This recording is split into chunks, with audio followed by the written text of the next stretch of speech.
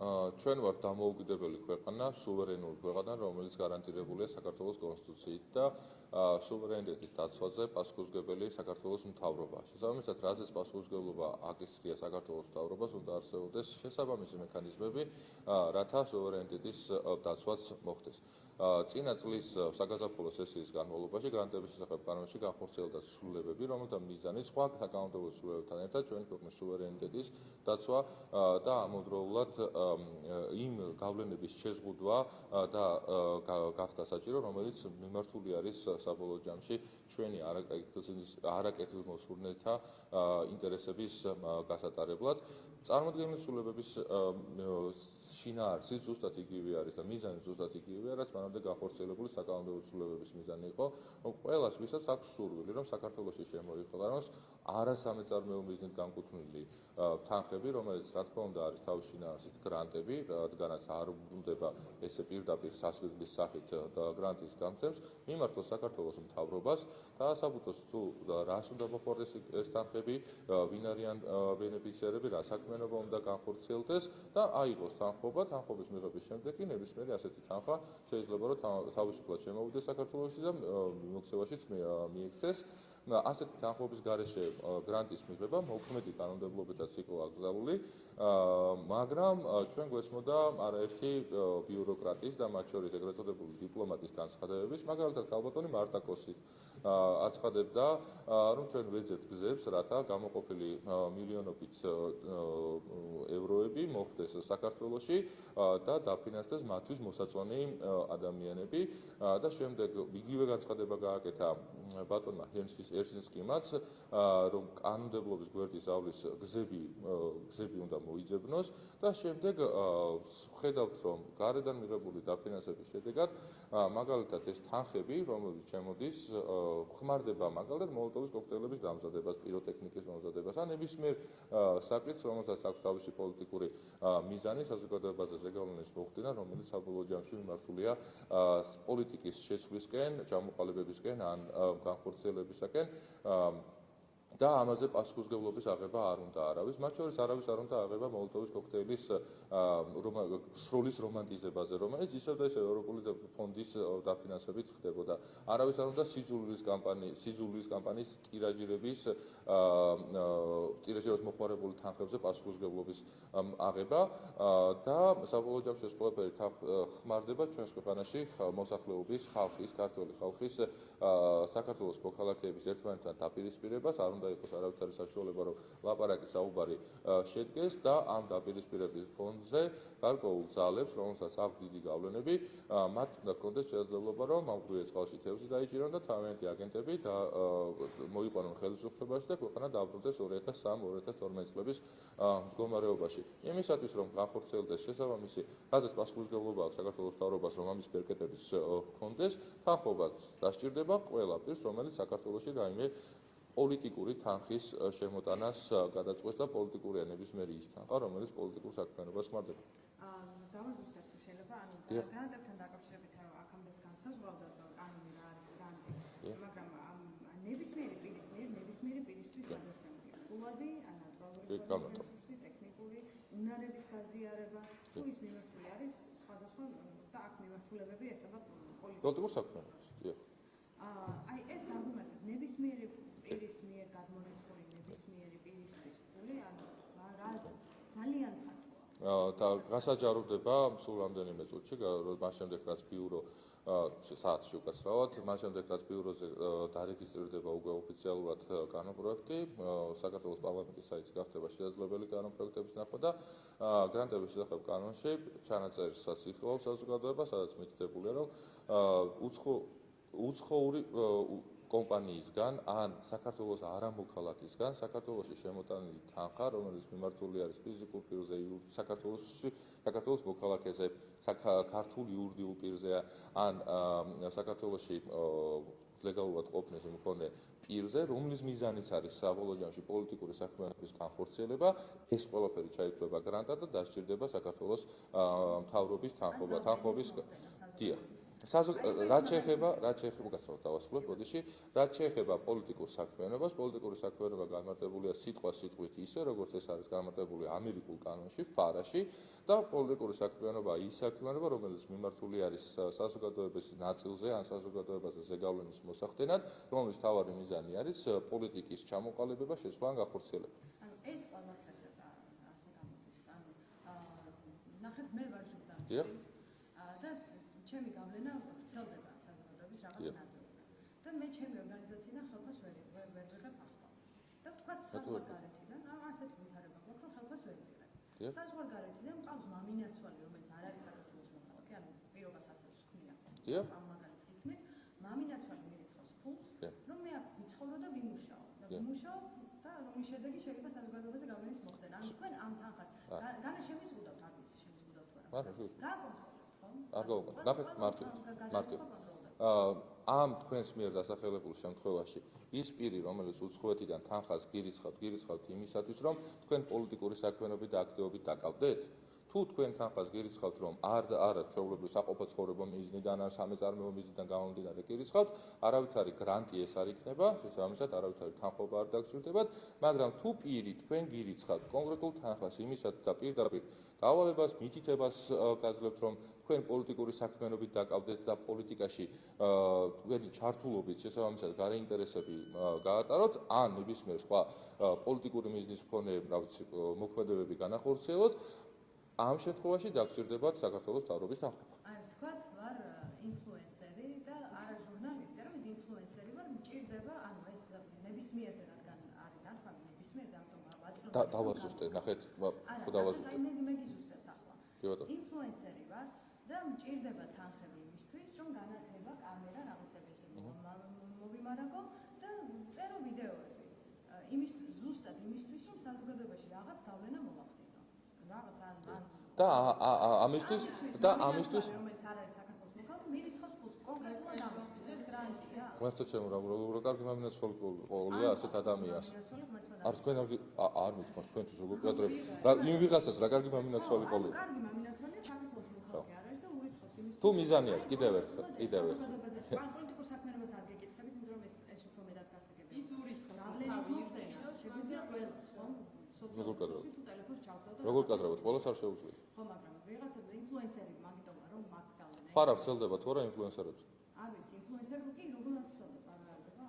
არ ვიცი, გეკითხებით, ვრცელდება თუ არა? ნახეთ კიდევ ერთხელ, ნახეთ. თუ უცხოეთიდან ჩამოსული თანხა, რომელიც არ არის სამეწარმეო მიზნისთვის განკუთვნილი. მაგალითად, შპს სამეწარმეო მიზნებისთვის არ ურიცხავს, ხო? რაღაც ურთიერთობა არა აქვს რაღაც ბიზნეს საქმიანობა და ამ ბიზნეს საქმიანობიდან გამომდინარე თანხის ჩარიცხვა არ ხდება. სხვა თანხები, ან მატერიალური სიკეთეების გადმოცემა, ან თანხის გადმოცემა, ან შეფარულად, რა ვიცი, პოლიტიკური საქმიანობის დაფინანსება არ შეიძლება მოხდეს საქართველოს მთავრობის თანხმობის გარეშე. მოქმედ რედაქციაში პირდაპირ არის მითითებული, რომ თუ ტრანზაქცია ან მატერიალური თანხების გადმოცემა უცხოეთიდან საქართველოში თავისი ბუნებით არის გრანტი, მასაც სჭირდება თანხმობა საქართველოს მთავრობისა. აქ კიდევ ერთხელ რომ მეტი სიცხადისათვის, იმისათვის რომ პირებს, რომლებსაც აქვს სურვილი და მიზანი, რომ რაიმე გამოსაზრდომი, რაიმე ხველი ნახონ, საქართველოში თანხები შემოიტანონ ისე, რომ თან ის თანხები შემოიტანონ, რომელიც საბოლოო ჯამში პოლიტიკურ საქმიანობას ხმარდება, ასეთი ხრელების მაქსიმალურად შეზღუდვა, მინიმუმამდე დაყვანა არის საკანონმდებლო ცვლილებების მიზანი, რომ თუ ვისაც კარგი მიზანი აქვს და ან დიახ, რა თქმა უნდა, რომელიც გრანტი შესაძლებელია თავისი შინაარსით იყოს დადებითი, უარყოფითი ან ნეიტრალური საერთოდ, მაგრამ ყველა ამ გრანტს დასჭირდება საქართველოს მთავრობის თანხმობა და რატო? ზუსტად თქვენი კომპანიის ჟურნალისტი ბოლოს, როდესაც ინტერვიუს ვაძლევდი, კომენტარს ვაკეთებდი, მისვამდა კითხვას ერთ-ერთ შპს-თან დაკავშირებით არსებობს თუ არა საქართველოში ის მექანიზმები, რომ სამეწარმეო საქმიანობის განსახორციელებლად რა თანხები შემოდის და ვისგან შემოდის, ამის ეფექტური მონიტორინგი ხორციელდება თუ არა. ხომ ასე იყო, მე მგონი თქვენ ბრძანდებოდ. და დიახ, მაშინაც ვთქვით, რომ საკანონმდებლო ცვლილებები ამასთან დაკავშირებით საკანონმდებლო რეგულაციები არსებობს, მაგალითად ტერორიზმის და ფულის ხელისუფლების გადატრების საწინააღმდეგო, რომელიც დაფინანსების და ფულის გადატრების საწინააღმდეგო. ზუსტად იგივე მომენტი არის, რომ თუ საქართველოში შემოდის თანხები, რომელიც ხმარდება პოლიტიკას და პირდაპირ დაახლოებით 30 წელია მოქალაქეთა პოლიტიკური გაერთიანების შესახებ საქართველოს ორგანული კანონის მიხედვით აკრძალულია უცხოეთიდან პოლიტიკურ საქმიანობაში ან საქმიანობაში თანხის შემოსვლა, პარტიის დაფინანსება. იგივე პრინციპია, თუ ვინმე პოლიტიკაში არის ჩართული ფაქტობრივად და ამაში იღებს გარედან თანხებს, ამას სჭირდება მთავრობის თანხმობა იმისათვის, რომ აწონაწოლნი იყოს ამ მიღებულ შემოსავალს და საფრთხებს, აქვს თუ არა გავლენა და საფრთხეებს ხომ არ შეიცავს სუვერენიტეტის დარღვევის კუთხით. ამისათვის არსებობს სახელმწიფო აუდიტის სამსახური, საქართველოს კონსტიტუციით განსაზღვრული კონსტიტუციური ორგანო, რომელსაც აქვს უფლება-მოსილება, რომ მონიტორინგი განახორციელოს ასეთი გრანტების მიღებასთან დაკავშირებით და თუ გამოვლინდება სისხლის სამართლებრივი დანაშაულის ნიშნები, გაუგზავნოს საქართველოს პროკურატურას, შემდეგ დაიწყება უკვე პროცესი, ის რომელიც კანონმდებლობით გათვალისწინებელია. მეორე ნაწილი თუ საერთაშორისო ორგანიზაციას მუშაობს, რომელიც პროცესის დაფინანსებით არის, ეკრძალება ადამიანს 8 წლის განმავლობაში პოლიტიკური აქტიობა. ამ ცვლილებებთან მიმართებაში რა გაქვს არგუმენტი, ხომ რატომ შეიძლება იყოს ამ კრძალვის თუ სადმე მუშაობს მაგალითად ხოლმე დეპუტატი ხართ არაკეთებულის შეეძარებას. გამოკიდებული არის ინდივიდუალურად, თუ ადამიანი ვინმეს აკეთებს, როგორ აკეთებს და ამით უნდა იყოს და არა ის რომ სადღაც მუშაობს, ხო? ვიღაც რომ სუდი ან კარგია ეს საერთოდ საკანონმდებლო ჩარჩოში არსად არ არის მითითებული სუბიექტური ან ობიექტური შეფასების ისეთი კრიტერიუმი, როგორც არის დადებითი, უარყოფითი ან ნეიტრალური. როდესაც გამჭვირვალობის კანონის მიღება ხდებოდა და მივიღეთ, მარტივი არგუმენტი იყო, რომ ელემენტარულად, როდესაც თანხა სახის ჩარიცხვა ხდება, ამ თანხას აუცილებლად მოყვება ინტერესი.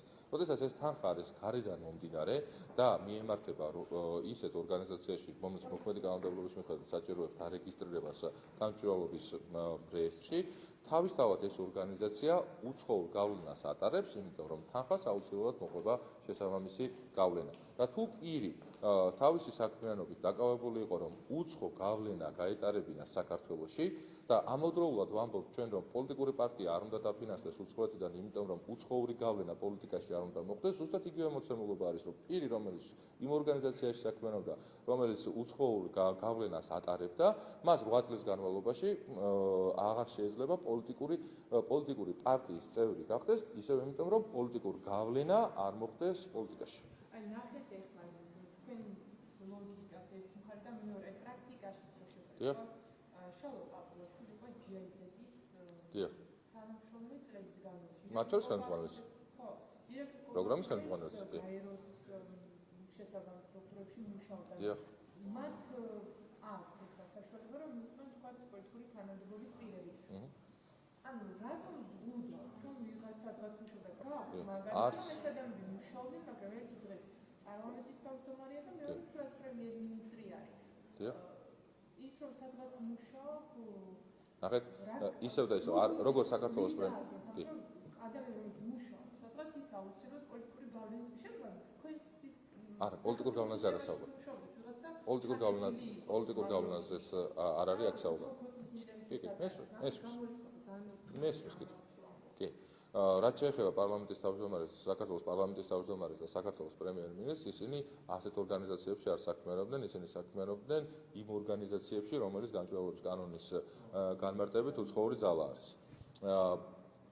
იგივე ლოგიკით, რომ პირი, რომელიც კიდევ ერთხელ საქმიანობს ორგანიზაციაში, რომლის წლიური შემოსავლის 20%-ზე მეტი არის უცხოური წყარო, მიღებულ თანხას თუ თანხმდებით იმაზე, რომ აუცილებლად აპრიორი მოყვება შესაბამისი გავლენა და ამ გავლენის გატარებას პრაქტიკაში იგი ხელს უწყობდა, ეხმარებოდა და ამით იყო დაკავებული მთელი ამ ორგანიზაციის საქმიანობის განმავლობაში, მას არ ექნება შესაძლებლობა პარტიის წევრი გახდეს. და რატომ? იმიტომ რომ თუ პარტიაზეც ვამბობთ, რომ არ შეიძლება უცხოური გავლენა თანხა მიიღოს, იმიტომ რომ თანხას აუცილებლად გავლენა მოყვება და პარტია არ შეიძლება რომ გავლენას უცხოურ გავლენას ატარებს, არ აქვს ამას მნიშვნელობა დადებითი ნეიტრალური თუ უარყოფითი იქნება, იმიტომ რომ პოლიტიკაში უცხოურ გავლენას ადგილი არ უნდა ჰქონდეს, იგივე ლოგიკა ამ შემთხვევაშიც. ნახეთ, არავინ აუდიტის სამსახური ადგენს იმ ორგანიზაციას, რომლის წლიური შემოსავლის 20%-ზე მეტი არის უცხოური წყარო, შესაბამისად ადგენს, რომ რომელი პირი იყო დასაქმებული და ეს პირი არის თუ არა პოლიტიკური პარტიის წევრი. თუ პოლიტიკური პარტიის წევრი არის, არავითარი პასუხისმგებლობა არ დგება, პოლიტიკური მხოლოდ პასუხისმგებლობა ის არის, რომ იგი ვერ გახდება პოლიტიკური პარტიის წევრი. კიდე ჩაგიკითხებ, ვიღაცა ის ორგანიზაცია, რომელსაც 20% აქვს შემოსავალი, მაგრამ ის მუშაობს თქვათ სოფლის მეურნეობის დიახ. სხვა პოლიტიკა გავუწიოთ, ხო ამ საკითხებზე. ეს ის პოლიტიკა? გარემოზე სოფლის მეურნეობის არა, ნახეთ ერთი წამი. კი, პრაქტიკაში შექმნის არა რეალურ, იმიტომ რომ მართლა ვიღაცას ვისაც აქვს ეს 20%, მაგრამ საერთოდ სხვა მიმართულებით მუშაობს, მაგრამ სულ უკვე შემზღუდავია. კიდევ ერთხელ ჩვენ არ უნდა წარმოვიდგენთ, რომ ეს პოლიტიკა არის მხოლოდ საქართველოს პარლამენტის წევრობა. პოლიტიკა არის ყველაფერი, რომელიც ნებისმიერი ინტერესის გატარებას, საზოგადოებაზე გავლენის მოხდენას ისახავს მიზნად. და გამჭვირვალობის კანონის მიხედვით ზუსტად ეს არის, რომ იგი არ განარჩევს დადებითია ეს გავლენა, უარყოფითია თუ ნეიტრალური არის, უცხოური გავლენა არის უცხოური გავლენა. უცხოური თანხა არის უცხოური თანხა და თანხას აუცილებლად უცხოური გავლენა მოყვება ნებისმიერ სფეროში. შესაბამისად, ნებისმიერი არასამეწარმეო, არაკომერციული იურიდიული პირი, რომელიც თანხას იღებს უცხოეთიდან და ეს თანხები არის 20%-ზე მეტი წლიური შემოსავლისა, აპრიორი საჭიროებს გამჭვირვალობას, რომ საზოგადოებამ ნახოს, რომ რაში იხარჯება უცხოეთიდან შემოსული თანხები და შესაბამისად უცხოური გავლენები რაც არის. ასეთ ორგანიზაციაში, ანუ თუ პირი თავისი საქმიანობით ეხმარებოდა იმ ორგანიზაციას, რომელიც არის უცხოური გავლენის გამტარებელი, მას პოლიტიკურ საქმიანობას ან პოლიტიკურ პარტიაში წევრობა აღარ შეიძლება 8 წლის განმავლობაში. 8 წლის განმავლობაში კიდევ რა თქმა უნდა თავისუფლად ნებისმიერ პარტიაში ეძლევა წესს. იცით რა მინდა გითხრათ, აი თქვენ ამბობთ, რომ ნებისმიერი გავლენა კარგია თუ ცუდია და ამ განსაზღვრების ქვეშ აღწევთ ყველას. აი ნახეთ გარემოზე მუშაობ, თქვათ, გარემოს საკითხებზე მუშაობ და მეხმარება რომელიღაცა ევროპული სახელმწიფო იმის გავლენის გასატარებლად კი არა, რაღაც ფულს მირიცხავს, რომ აქ გარემოზე ან ტრენინგები ჩავატარო, რაღაც კარგი საქმე გავაკეთე. კი. მიზანი რა არის? ჩამოყალიბდი ბოლოს და მინდა რომ ეს რესურსი გამოვიყენო პოლიტიკაშიც და საშუალებად გამოვიყენო პოლიტიკაში, იმიტომ ის კარგი კითხვა. მადლობა მაგითხვისთვის. ნახეთ, უცხოელი თანხას რომ რიცხავს საქართველოში, თქვენ თვითონ თქვით, რომ მისი მიზანია, რომ საქართველოში გარემო იყოს, რა ვიცი, სუფთა, ხო? ანუ ესე იგი, მას აქვს თავისი ინტერესი, რომ საქართველოში იყოს გარემო სუფთა, რომელიც რა თქმა უნდა თავისი შინაარსით არის დადებითი ინტერესი. ამ დადებითი ინტერესის გატარებაში გამოყენებული არის არასამეწარმეო, არაკომერციული იურიდიული პირი და ამ კომპანიაში დასაქმებულია რომელიმე ფიზიკური პირი და ეს ფიზიკური პირი, ესე იგი, რას აკეთებს? უცხოურ გავლენას. კიდევ ერთხელ ამბობ, ნებისმიერი დადებითი უარყოფითი ნეიტრალური ამას არ აქვს მნიშვნელობა. თუ შესაბამისად, რადგანაც პირი ატარებდა უცხოურ გავლენას საქართველოში და ამავდროულად ვამბობთ, რომ მაგალითად გარემოზე მწვანეების პარტია რომელთა მიზანი არის, რომ საქართველოში პოლიტიკა იყოს განსაზღვრული, ეკოსისტემა ჩამოყალიბდეს, გარემო იყოს დაცული, რაც რა თქმა უნდა ყველას მიზანიც არის, იმიტომ რომ ამ ქვეყნის შვილები ვართ, მაგრამ კონკრეტულად მწვანეთა მიმართულებით საქმიანობს. ამ პარტიას ეკრძალება თუ არა უცხოეთიდან თანხის მიღება. რომლის მიზანიც არის, რომ დიახ, უცხოური კომპანია არსებობს, რომელიც ამბობს, რომ მე მინდა, რომ საქართველოში იყოს კარგი გარემო. ამისათვის მოდი ვაფინანსებ იმ პარტიას, რომელსაც მიზანი არის ისეთი საკანონმდებლო ჩარჩოს, ისე აღმასრულებელ ხელისუფლებაში შესაბამისი პირების მონაწილეობით უზრუნველყოფს, რომ ჯანსაღი გარემო შეიქმნა საქართველოში. ხომ აკრძალულია და რატომ არის აკრძალული? იმიტომ რომ არ მოხდეს უცხოური გავლენის გატარება ჩვენს ქვეყანაში. ხო, იგივე არის ნებისმიერ ქვეყანაში, ნებისმიერ სხვა დემოკრატიულ ქვეყანაში.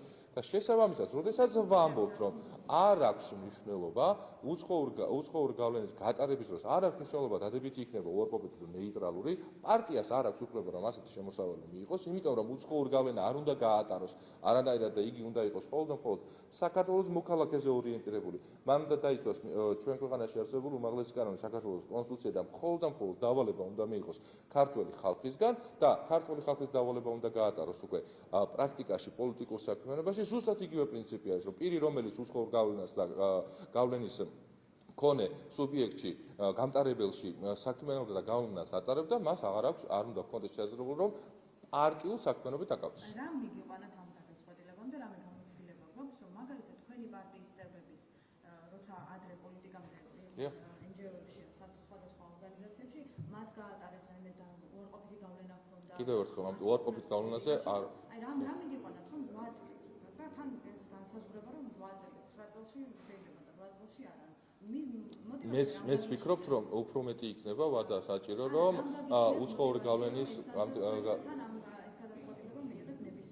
თუ ვფიქრობთ რომ უფრო მეტი ვადა არის საჭირო რომ პირი აღარ ჩაითვალოს უცხოური გავლენის გამტარებლად და ამ საქმიანობას გაშორდეს და შესაძლებელი გახდეს რომ პოლიტიკურ პარტიაში გაწევდეს, რა ვიცი შემოთავაზებას მივიღებ და შესაბამისად ყველა თქვენი წევრები მათ შორის უცხოური გავლენის გამტარები იყვნენ და შესაძლებელი ყოფილიყო, დიახ. და უარყოფითი როლი ითამაშეს ქვეყნის პოლიტიკურ პროცესში და ამიტომ გადაწყვეტეთ რომ ამიერიდან სხვა შევუსწროთ ეს. საოცარლოა. რა მიგიყვანათ ამ გადაწყვეტილებას? საოცარლოა. კიდევ ერთხელ ლოგიკა მაჩვენეთ ბატონო არჩევ. ამდენი ხანია ვცდილობ რომ გავიმარტო ლოგიკა. კორუფციაზე მომუშავესაც აუგრძელოთ 8 წელი პოლიტიკაში ყოფნა. კარგი. მოდი ასე ვთქვათ რომ თუ პირი იღებს 20%-ზე მეტს გარედან, ეხლა გამჭვირვალობის რეესტრში უნდა დარეგისტრირდეს თუ არ უნდა დარეგისტრირდეს? თქვენი კანონის მიხედვით, გამჭვირვალობის დიახ. კანონის მიხედვით, კი, თქვენ ეთანხმებით თუ არ ეთანხმებით? ახლა მე მეთანხმებით. მაგრამ მაინტერესებს. ანუ ვეთანხმებით თუ არ ვეთანხმებით რომ პირი რომელიც ახლა ამაზე კარგი, მაშინ გადავიდეთ სხვა კითხვას. მეწარმეებზე ვთქვათ, არა, ბიზნესსაც ვთქვათ რა, მეწარმეებსაც ესეც გამგვიმარტეთ, პოლიტიკურ საქმიანობაში თუ საჯარო პოლიტიკურ პროცესში, საჯარო პოლიტიკური საქმიანობა ესე მეგონი, ვისაც აქვს სამეწარმეო საქმიანობა ჩართვა. რას გულისხმობს რა ეკრძალებათ და მაგალითად კონკრეტულ მაგალითზე მაინტერესებს თუ ბიზნესმენი ადამიანი და საპროტესტო აქციაში მიიღო მონაწილეობა. საერთოდ ვწელდება ეს. კი ბატონო, მითხრეთ რაზე. მარტივად ვთქვათ.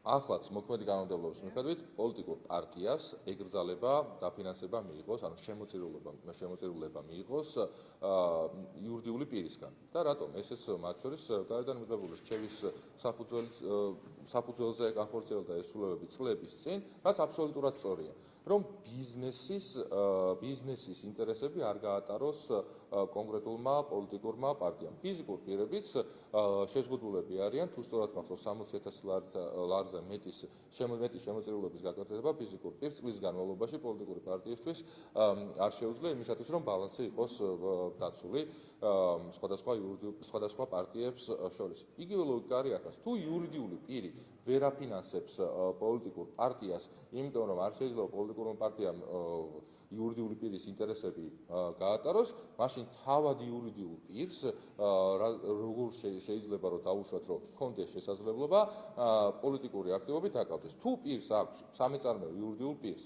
აქვს სურვილი რომ დაკავდეს პოლიტიკური საქმიანობით, მაშინ იგი უნდა დარეგისტრირდეს პოლიტიკურ პარტიად, დაასრულოს სამეწარმეო საქმიანობა და იყოს პოლიტიკაში ჩართული იმავე ფორმით, როგორც არიან სხვა პოლიტიკური პარტიები. ხოლო თუ მისი მიზანი არის რომ იყოს სამეწარმეო საქმიანობით დაკავებული, დიახ, დაკავდეს სამეწარმეო საქმიანობით, ბიზნესი ჩვენს ქვეყანაში თავისუფალია და ამავდროულად კიდევ ერთხელ ტყუილია რომ ინდივიდუალურ მეწარმეებზე ახალი ცვლილებები გავრცელდება. ტყუილია რომ თუ მაგალითად რომელიმე საწარმოს დირექტორი, სამეთვალყურეო საბჭოს წევრი ან დამფუძნებელი გადაწყვეტს ინდივიდუალურად რომ რამე პოლიტიკური აქტივობით დაკავდეს, ეს რამე პასუხისმგებლობას გამოიწვევს, აქ არის საუბარი რომ იურიდიული პირი, ანუ საკუთარი სახელით, როდესაც ერთვება პოლიტიკაში და თუ ეს პოლიტიკაში ჩართვა, ანუ საზოგადოების ზეგავლენის მოხდენა არ არის მის საქმიანობასთან დაკავშირებული, ეს იქნება ეს გამოიწვევს პასუხისმგებლობას. ანუ მე გავიგე არა კონკრეტული პირი, არამედ კომპანიის სახელით. რა თქმა უნდა. ავერსი სიტყვაზე კონკრეტულ მოდი ზოგადად ვთქვათ იურიდიული პირი. იურიდიული პირი, რომელიმე კომპანია. დიახ. საჯარო პოლიტიკურ აქტივობად რა შეიძლება მათ ჩაუთვალოს ამ კანონმა? ეს გაფიცვა შეიძლება არ იყოს. გაფიცვა კონსტიტუციით გათარგმნებულია, ოღონდ ფიზიკურ პირებს შეუძლიათ ხოლმე. ნოემბერ-დეკემბერში რაღაც გაფიცვები რომ იყო კი არა. აი განცხადებებს რო აკეთებდნენ კომპანიები. შეიძლება რაღაც პოლიტიკას უკავშირდებოდეს. ნახეთ, კიდევ ერთხელ. გამოხატვის თავისუფლება ჩვენს ქვეყანაში არის უზრუნველყოფილი, ნებისმიერ პირს აქვს უფლება რომ თავისი აზრი გამოხატოს ისე, რომ სხვისი უფლებები არ დაარღვევს. რა თქმა უნდა, ესეც აუცილებელი საფუძველი არის, რომ სხვისი უფლებები არ დაიხოს. ამავდროულად კიდევ ერთხელ, იურიდიულ პირს არ აქვს უფლება, რომ კონკრეტული პოლიტიკური პარტია დააფინანსოს, იმიტომ რომ პოლიტიკურმა პარტიამ ამ იურიდიული პირის ინტერესები არ გაატაროს. ანუ იურიდიულ პირს არ აქვს უფლება პოლიტიკური საქმიანობით დაკავდეს. ეს მოქმედი კანონმდებლობის შინაარსია. თუ ამ შინაარსს ჩვენ ვეთანხმებით და აბსოლუტურად ვეთანხმებით, იმიტომ რომ მათ შორის გარედან მიღებული რეკომენდაციების ნაწილიც იყო, რომელიც აბსოლუტურად სწორი არის და ბევრ არაერთ ქვეყანაში მოქმედებს იურიდიულ პირებს არ აქვს უფლება, რომ პარტიები დააფინანსონ. ჩვენ თუ დაფინანსების უფლება არ აქვს იურიდიულ პირს მეწარმეს, მაშინ რანაირად შეიძლება ჰქონდეს მას პოლიტიკური საქმიანობით დაკავების უფლება. პოლიტიკური საქმიანობით დაკავების უფლება აქვს პოლიტიკურ პარტიას. ბიზნესისგან რაიმე მოსალოდნელი იყო, ან შეგაწუხეთ ბიზნესის საქმიანობა, ყველა ცვლილებაში მე მაქვს კითხვა რა ეჩენთ ამ მოტივაციას, საერთოდ არ არის ასეთი. ანუ იქ თუ გავლენის ნებისმიერი გავლენის შეზღუდვა გინდათ, აქ ბიზნესს რატომ შეუცვლოდათ ეს? ბიზნეს კიდევ ერთხელ, რა ვიცი. მე მგონი პრობლემა მაქვს ასკარად ვერ განვარდავ ქართულად. პოლიტიკური აქტივობა მაშინ რა შეიძლება იყოს? კარგი, კითხეთ საპროტესტო აქციაში შეუძლია მონაწილეობის მიღება, იმიტომ რომ ინდივიდუალურ პირებს არ ეხება ეს სუბიექტებს, კომპანიებს. და რა შეიძლება ჩაუთვალო, რა არ შეუძლია ამ კანონის მერე რომელიმე კომპანია. ეხლა თუ თქვენ ელოდებით რომ მე კონკრეტულ რაიმე ქმედებას უკაცრავთ. კი. თუ თქვენ ახლა ელოდებით რომ მე დავასახელებ რამე კონკრეტულ ქმედებას, რომელიც არის ან დაშვებული, ან აკრძალული და შემდეგ ამ ყველაფერს გამოიყენებს რომელიმე ჩემს განცხადებას, რომელიმე იურიდიული პირი, რომ აი საქართველოს პარლამენტის ერთმა კონკრეტულმა წევრმა ის განმარტა, რომ არ არის პოლიტიკური საქმიანობა და კანონის გვერდის ავლა შეეცდება, ძალიან დიდი ბოდიში, მაგრამ გულზე ნაცარს ჩაგვივართით.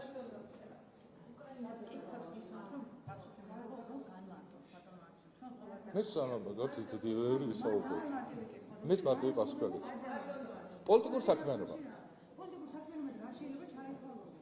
რას აკეთებდა ამ დრო და რას ვიღარ გააკეთებდა? ძალიან მარტივი კითხვა, უბრალოდ ვერ ვიგებ რატომ ვერ ვიღებ პასუხს.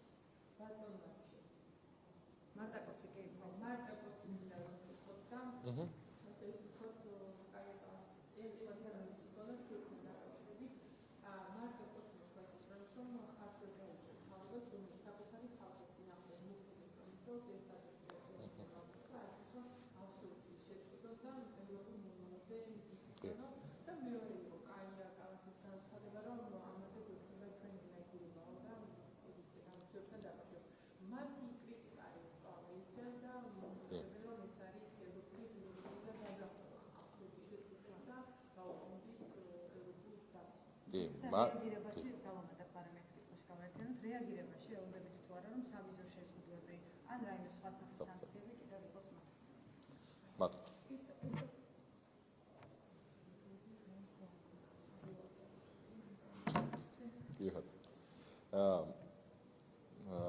ხო, რაც შეეხება კალას და ქალბატონ მარტაკოს.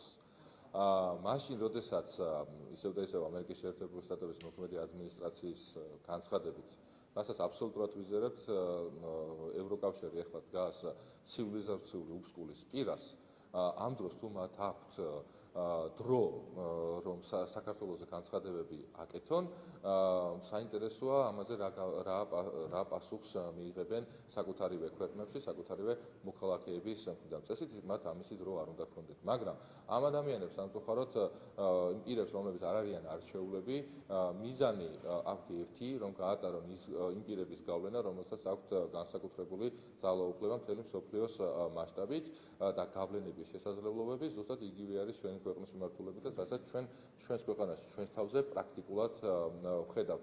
მათ შორის ამ ქალბატონი მარტაკოსის განცხადება იყო, რომ ჩვენ უნდა შემოვიტანოთ საქართველოში თანხები, დავაფინანსოთ ის პირები, ის ორგანიზაციები, რომელსაც ჩვენ ჩათვლით საჭიროდ, შემდეგ ეს თანხები შესაძლებელია მოხმარდეს მათ შორის, რაც ვიხილეთ კიდეც, რომ ხმარდებოდა ევროპული ფონდებიდან შემოსული თანხები, მოლოტოვის კოქტეილების სროლებს, ფეიერვერკებს, რომელიც გამოყენებული იყო ადამიანების დასახიჭრებაში, კერძო და სახელმწიფო საკუთრებების განადგურებაში და საბოლოო ჯამში რევოლუციის მოწყობის მცდელობაში, ამ ყველაფერს ჩვენ გავაკეთებთ ისე, რომ საქართველოს კანონმდებლობას გვერდი აუვაროთო, არ მოსწონთ ახლა ის, რომ რომ ასეთი შავი ფული საქართველოში შემოდანის შესაძლებლობები იქნება აბსოლუტურ მინიმუმამდე დაყვანილი, შესაბამისად ვერ შეიძლება რომ უცხოური ფულებით აქ რევოლუციის და დამხობის ცდილობები მოაწყონ და ეხლა საუბრობენ ზოგადად დემოკრატიულ უკუსლებზე, ყველამ კარგად ჩაიხედოს საკუთარ გადაწყვეტილებებში და საკუთარ მოქმედებებში დემოკრატიულ უკუსლვა კი არა, ხედავთ რომ ევროკავშირის მოქმედ ბიუროკრატიაში დემოკრატიის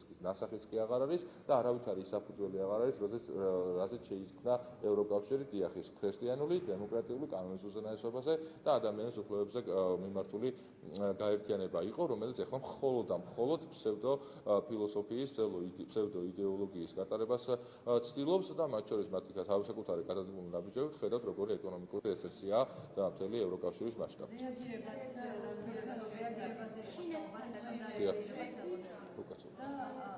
კი, ბოდიში, ვერ მოახერხე გამოსავ.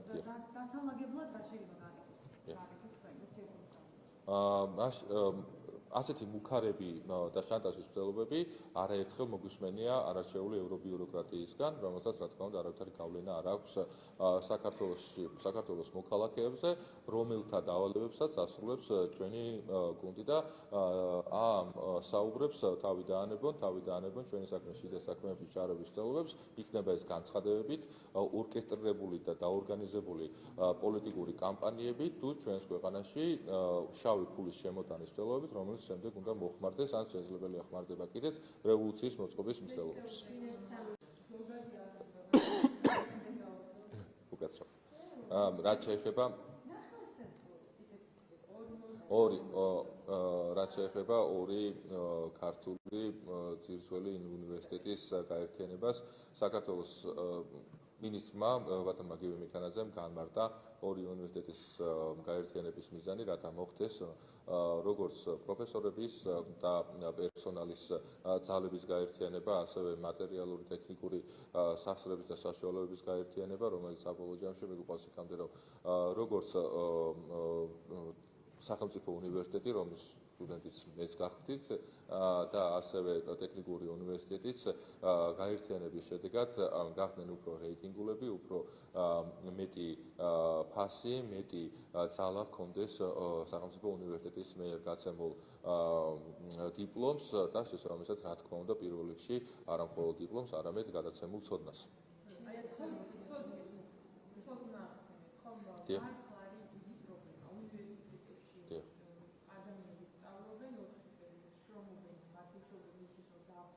ან სტუდენტები შრომობენ. და ჩვენ ვიღებთ რეალობას, რასაც მე ჩემს შემთხვევაში ვხედავთ, რომ მათ მისიონი არ აქვს, რასაც უნივერსიტეტი უნდა აკეთოს და ეს მართლა პრობლემაა, რასაც პრემიერმაც არაერთხელ ისაუბრა.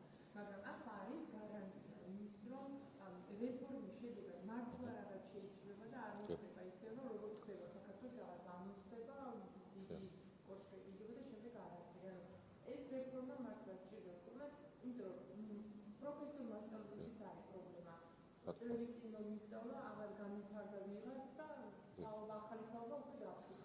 სამწუხაროდ ჩვენ გვაქვს პრობლემები განათლების სისტემაში, რომელიც წლების განმავლობაში და შეიძლება რამდენიმე ათეული წლის განმავლობაში დაგროვებული პრობლემების ერთი დიდი კასკადია. სამწუხაროდ ჩვენ ნაკლებობა გვაქვს პროფესორ მასწავლებლებისას, რომლებიც დაკავებულები არიან მხოლოდ აკადემიური საქმიანობით, რასაც თავისუფლად რა თქმა უნდა შესაბამისი სახელმწიფო არანაზღაურებას ნაკლები აქვს და იძულებულები არიან სხვა საქმიანობითაც დაკავდნენ. მიზანი რა არის? ზოგადად თვლიანად ამ რეფორმის, რომელიც პირადად საქართველოს პრემიერ-მინისტრის ინიციატივით და ჩართულობით და რა თქმა უნდა განათლების სამინისტროს მომზადებით იქნა შემოტანილი საქართველოს პარლამენტში და შემდეგ უკვე უნდა მოხდეს წლების განმავლობაში პრაქტიკაში. თავარი არის, რომ ჩვენ შევძლოთ, რომ გავაძლიეროთ როგორც მატერიალურ-ტექნიკური ბაზა უნივერსიტეტებისა. ამავდროულად შევძლოთ, რომ კვალიფიციური და კიდევ უფრო მეტი ცოდნის და აკადემიური პერსონალი იყოს მოზიდული ასეთ უნივერსიტეტებში. შესაბამისად, გაიზარდოს ცოდნის გადაცემის შესაძლებლობების და არ იყოს მხოლოდ საბოლოო ჯამში 4 წელი ისწავლოს სტუდენტმა და მიიღოს დიპლომი, რომელსაც არავითარი ცოდნა არ უმაგრებს სულს. უბრალოდ ამ მიზნით ერთმანეთთან პირდაპირ დაკავშირებულია როგორც სასკოლო რეფორმა, შემდეგ უკვე საუნივერსიტეტო რეფორმა, რომ ჩვენ მივიღოთ მომავალი ისეთი, რომელიც იქნება კვალიფიცირებული, საკუთარი საქმის პროფესიონალი, რომელიც თავის საქმიანობას ისე და ისე საკუთარ სამშობლოს მოახდენს.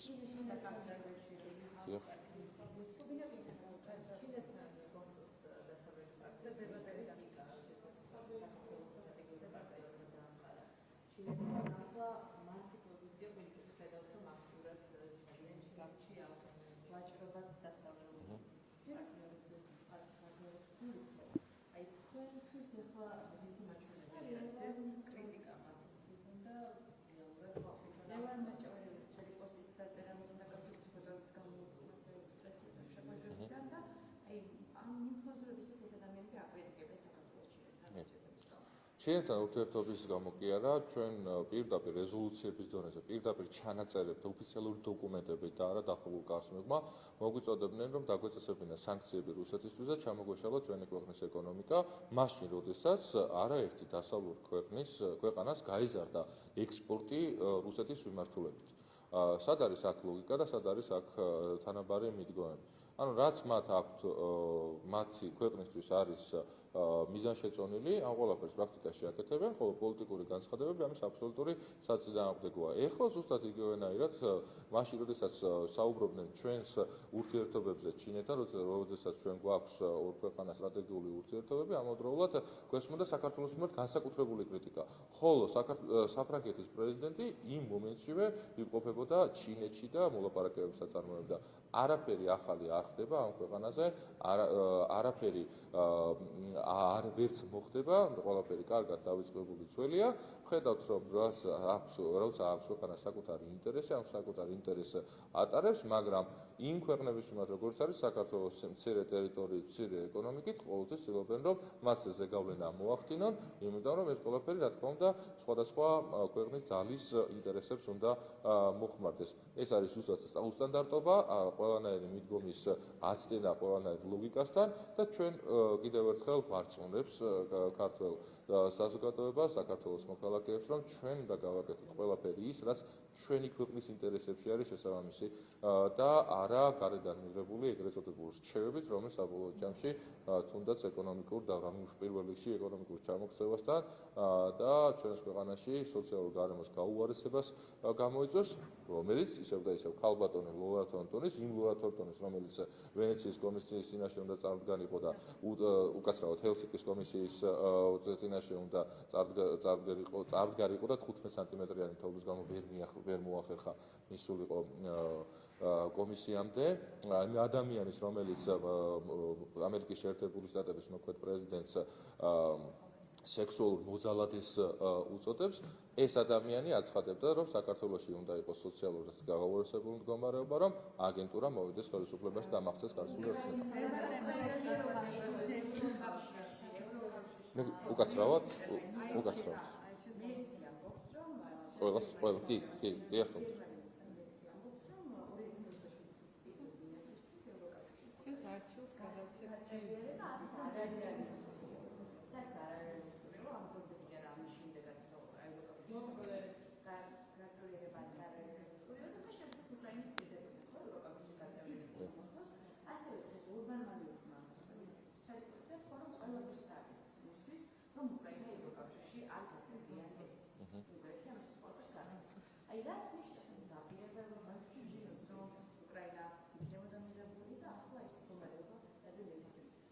ჩვენ რომ დაგვეჯერებინა იმ პირებისთვის, იმ არარჩეული ბიუროკრატიისთვის და სხვადასხვა დიპლომატისთვის, რომელიც მოგვეწოდებდნენ, რომ გაგვეგზავნა ჩარტერული რეისით მოხალისეები ომში და ომში ჩავთვლიყავით, როდესაც მოგვიწოდებდნენ, რომ ეკონომიკური სანქციები დაგვეწესებინა რუსეთის ფედერაციისთვის და ეკონომიკა ჩამოგვეშალა, ამასაც მოყვებოდა დაპირებები, რომ აუცილებლად გავხდებით უახლოეს თვეებში, უახლოეს დღეებში ევროკავშირის წევრები ან ნატოს წევრები და როდესაც ომში ჩავერთებოდი და იგივე დაგვემართებოდა, რაც სამწუხარო უბედურებას ტრიალებს უკრაინაში, ომის დასრულების გზაზე ბოლოს გვეტყოდნენ, რომ ისიც რა წარმოუდგენელია, რომ საქართველოს გახდეს ევროკავშირის წევრი. ეს არის სამწუხარო რეალობა, როდესაც ხდება გარკვეული ძალების მხრიდან თავს მოხვევა პროქსიონების წარმოება ცრუ დაპირებების ფონზე და როდესაც ეს ყველაფერი საკუთარ მიზანს მიაღწევს, უკვე დაპირებების უარესთქმა ხდება და ამას ყველაფერს აკეთებენ საჯაროდ.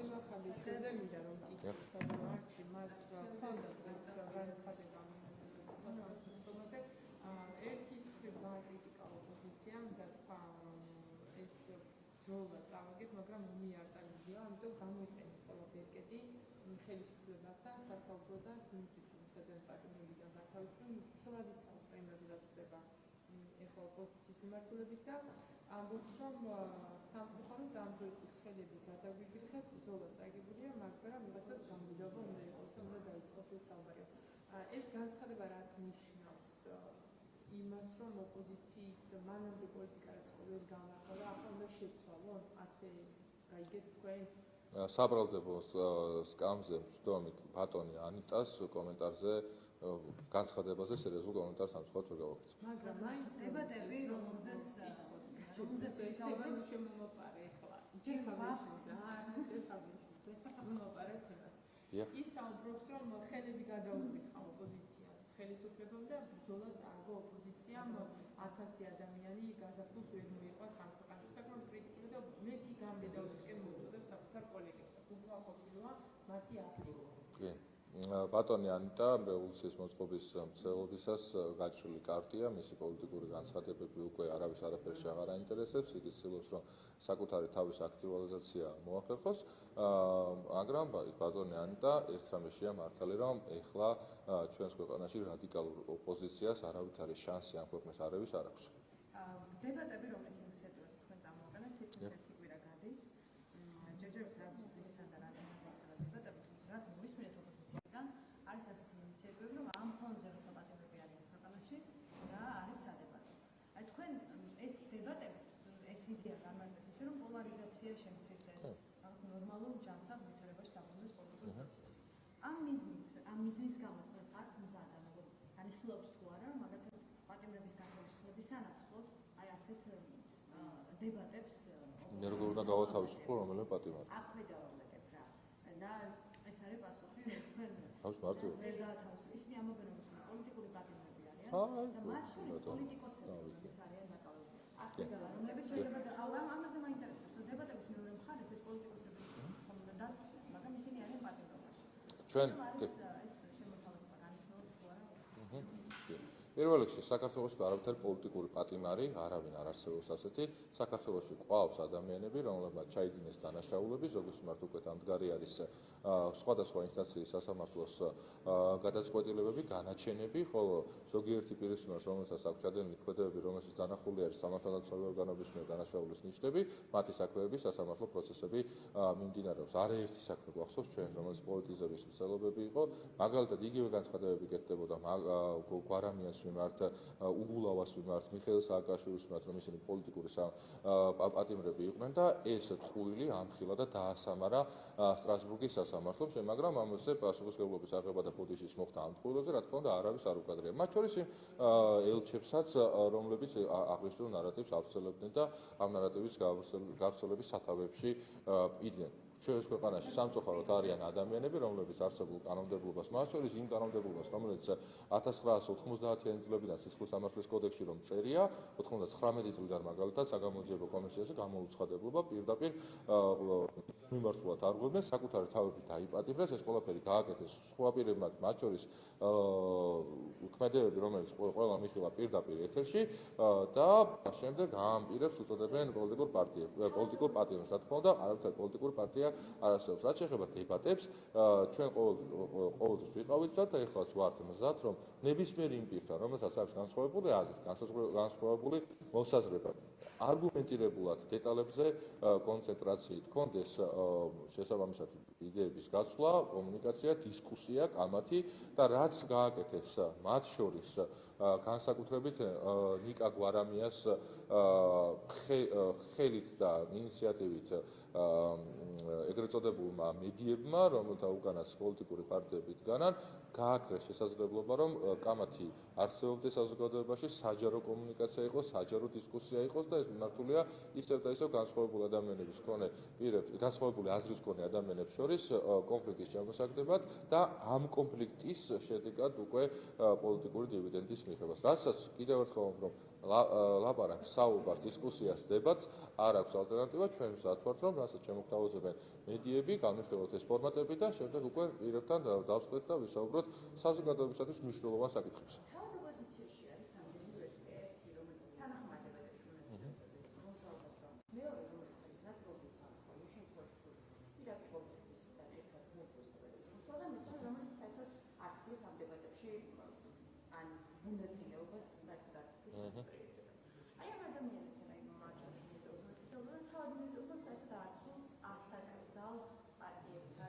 ეს ალბათ ანინო წელოსანის გადაწყვეტილება არის, სურვილი არ და რა თქმა უნდა მე პატივცემ ჩემი მეგობრის გადაწყვეტილებას.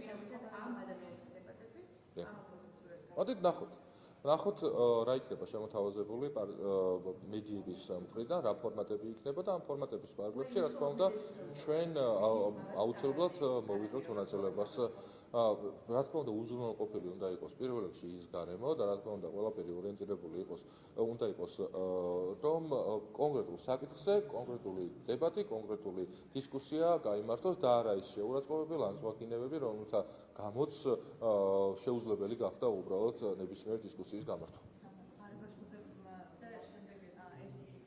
და დავასრულოთ კითხვის, იმიტომ რომ ძალიან დიდხანს მომიწია და 20 წუთში ბიურო იწყება. კი, ვაიმე, მოდი. კი. არა, თვითონ ვერა, იმიტომ რომ გამოდეშონა დიდხანს ვეღებდა.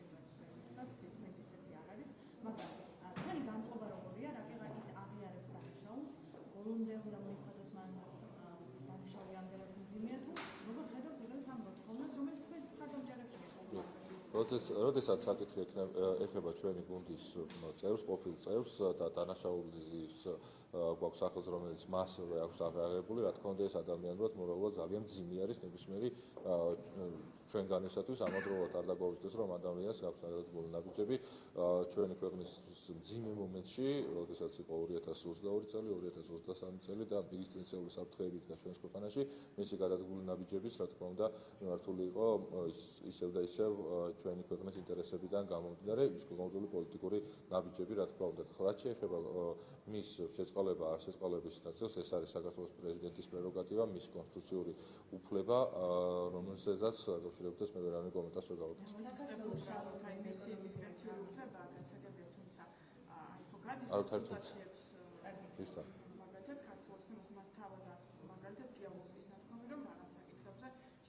კონსულტაცია იყოს კიდეც გუნდთან შეწყალების საკითხზე.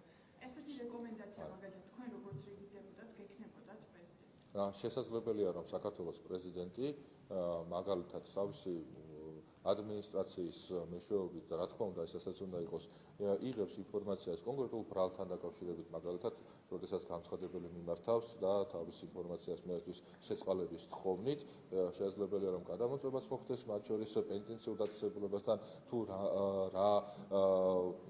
რა ქცევით ეს ადამიანი როგორ იქცევა დისციპლინა როგორი აქვს პენტენციურ დაწესებულებაში თუ ეს იგულისხმება კომუნიკაციას თუ კონსულტაციებში მე რა თქმა უნდა ამას შეუულებრივად მივიღებ მაგრამ პოლიტიკური კონსულტაციების შესახებ შეწყალებასთან ან არ შეწყალებასთან დაკავშირებით მე არ მაქვს არავითარი ინფორმაცია.